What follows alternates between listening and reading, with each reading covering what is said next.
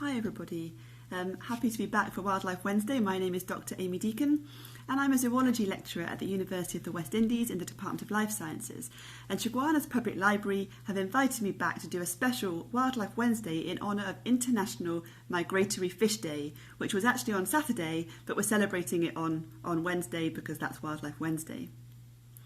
And the species that came to mind when I was thinking about a migratory fish from Trinidad and Tobago was the eel, the American eel, Anguilla rostrata. And this is a really amazing species, and I hope I can convince you of that today. You'll remember that we talked about the Zanji before, and how the Zanji is in fact not an eel, not a snake, but a fish.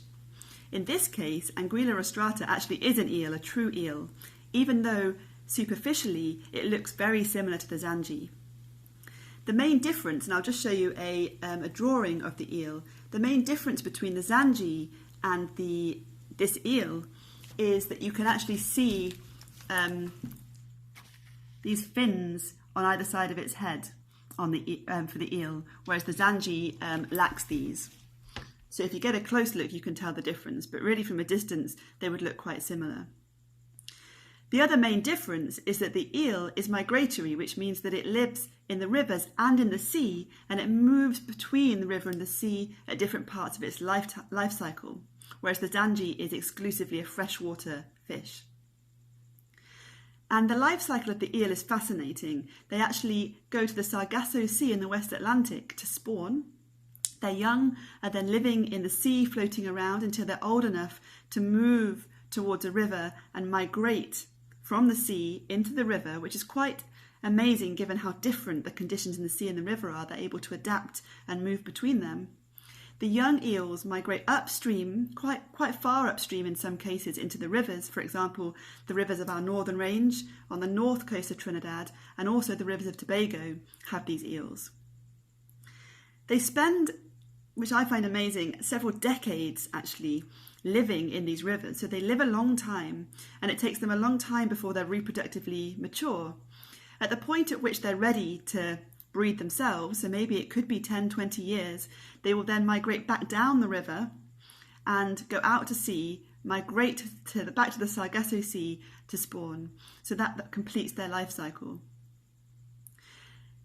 The reason that we have International Migratory Fish Day is because migratory fish tend to be even more vulnerable to human threats than other fish. And that's because if any point of their life cycle is interrupted by humans, then it can be a disaster for the species. In this case, the most critical point is the point at which they migrate up and then back out of the river, because if there's anything in the river that prevents them from either coming in or out, then they cannot complete their life cycle. So if a river becomes very polluted at the river mouth, or if we build a structure that prevents the water from flowing freely to the sea, then these fish cannot complete their life cycle.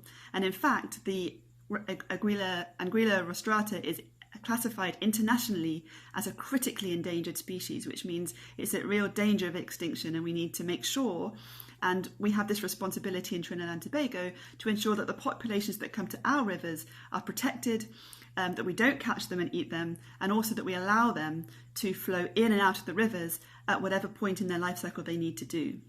So I hope this has brought you some more awareness of this really amazing species that we're lucky to have coming to our shores, but also hopefully raising awareness of the fact that it needs to be protected, and that if we want to keep having these eels in the future, then we need to make sure our rivers allow them to complete their life cycle and continue over many generations to do so.